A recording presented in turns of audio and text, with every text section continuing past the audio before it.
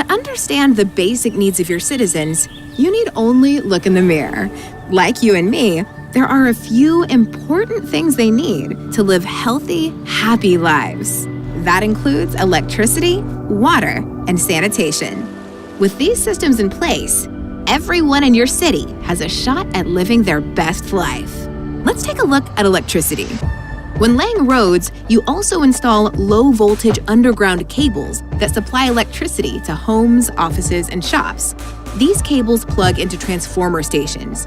Transformer stations are also connected to the high-voltage power lines streaming from your city's power plants. They act as a junction where low-voltage cables and high-voltage lines link up.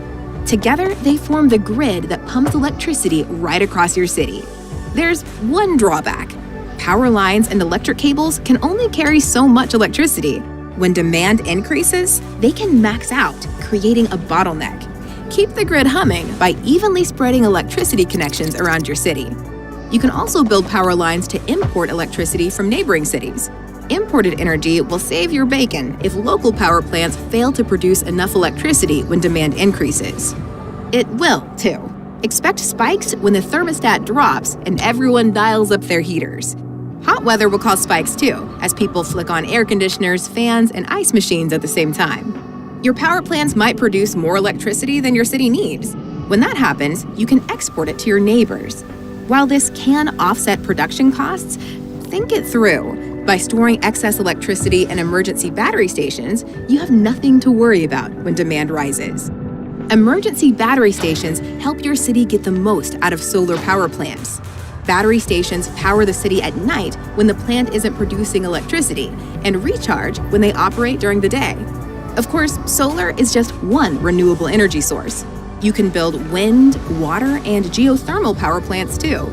Fossil fuels are another way to power your city. Or you can go nuclear. Let's talk water and sanitation. Surface water sources are the same as in city skylines. Expect flowing rivers, glittering lakes, and vast, swirling oceans. Groundwater is different.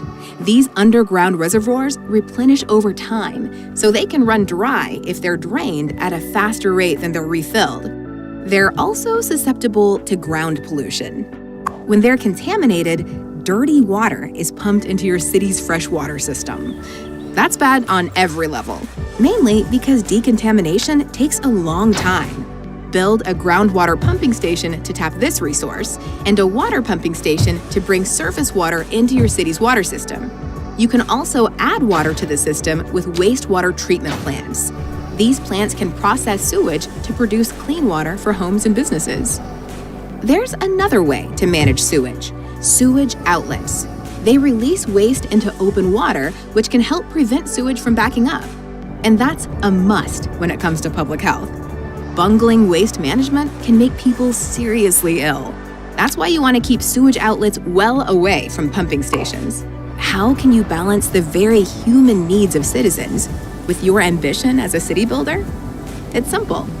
Imagine living your life down there, day in and day out.